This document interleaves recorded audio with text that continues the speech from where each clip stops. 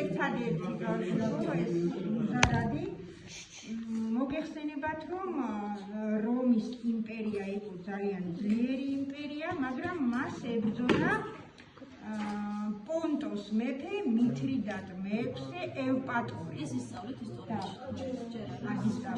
აი მითრიდატე მხოლოდ მითრიდატე აღმოჩნდა, რომელმაც გამიწია წინააღმდეგობა რომს.